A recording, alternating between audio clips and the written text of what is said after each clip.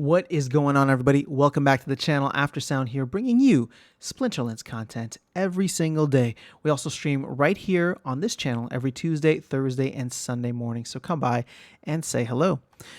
Okay, so I want to talk about the upcoming Legendary Summoner. Now, we don't have the stats, but we got a huge drop, or a huge hint dropped on us during the most recent Town Hall. Now, if you missed my 5 biggest takeaways, I did talk about it briefly there, but I'm not going to send you on a wild goose chase to watch another one of my videos. Don't worry. I will give you the little tidbit that was given to us. Now, right here.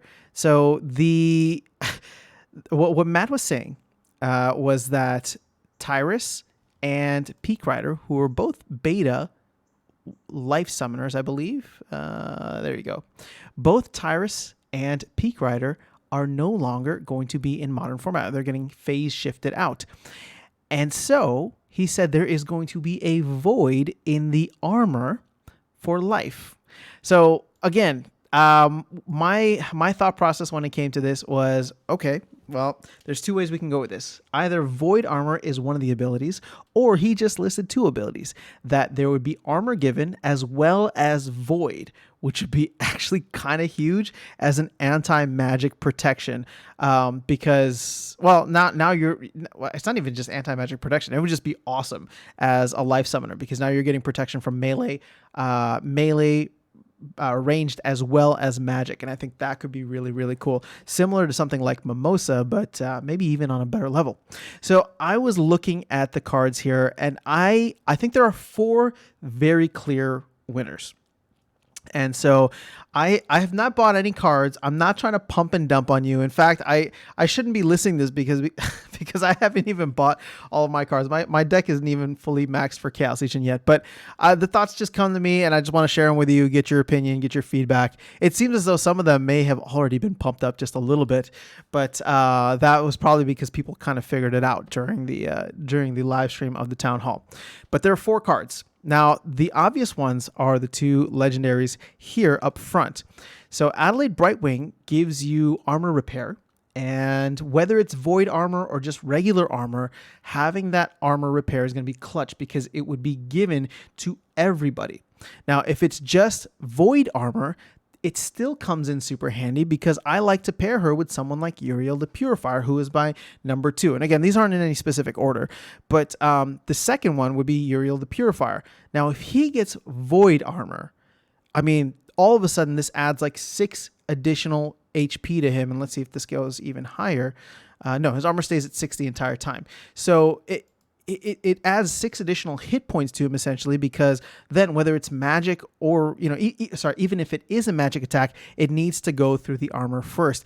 So he would be a big winner from that. Now, if it's void and more additional armor, then sure, he gets a little bit more additional armor, but then he becomes a fantastic anti-magic tank regardless because of void.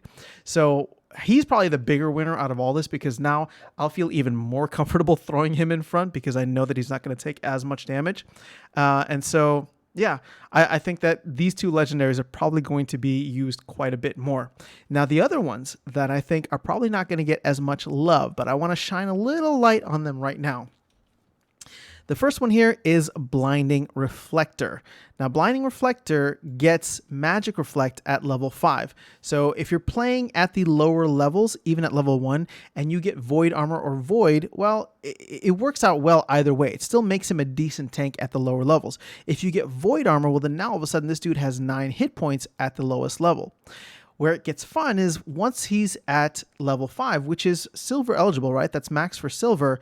Then you get Magic Reflect. And if you have Magic Reflect on top of Void Armor or Void plus armor, that could make things really great, because he becomes a perfect anti-magic card here at this point, an anti-magic tank, I should say.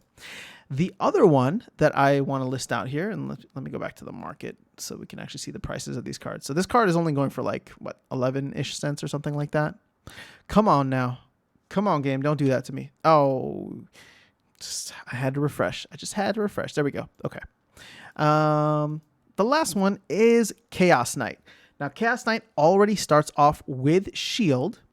And so you get that kind of protection from melee and ranged damage, or at least reduced melee and reduced range damage. So if all of a sudden you are going to give him either void armor, which would mean that the armor that he has here, which is 3, would be additional hit points and make him a great tank overall, right? Because now he can take damage from both sides.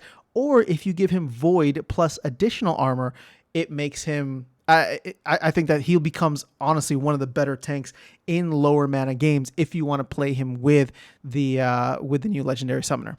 Again, we don't know what the final stats are going to be. We know that they are confirmed, and I gave you the little hint, so that is my speculation.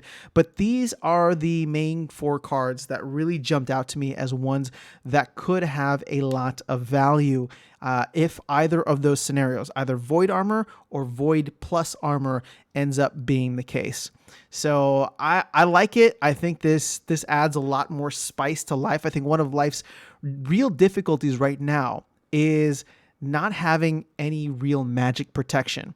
And so it makes sense that they would get either void armor or void, because it is something that is very clearly lacking, especially in a place like bronze, right? Bronze, there's nothing there.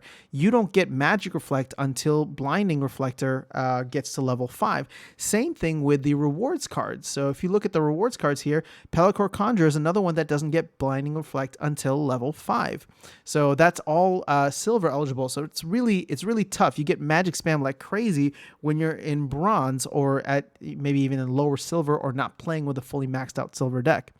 The only silence that you'll get here is going to be at the max level for Prismologist. So this is an epic card. You're going to need 46 BCX, and you're going to need to be playing in Diamond to get silence. And silence just reduces the magic attack of enemies by 1. So, you know, there's a lot of room for some magic defense here, and I think we're gonna get it with the legendary summoner.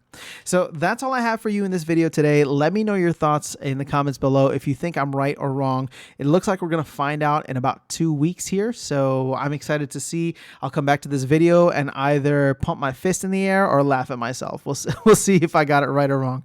But either way, it'll be fun, and I'm very much looking forward to it, as we are more than halfway there now to the next legendary summoner. We are at 8.5 million, so just a little bit under 500,000 to go. All right, guys, that's all I have for you in this video. Have an amazing rest of your day. I will catch you all in the next one, and I will see you around the game. Take care.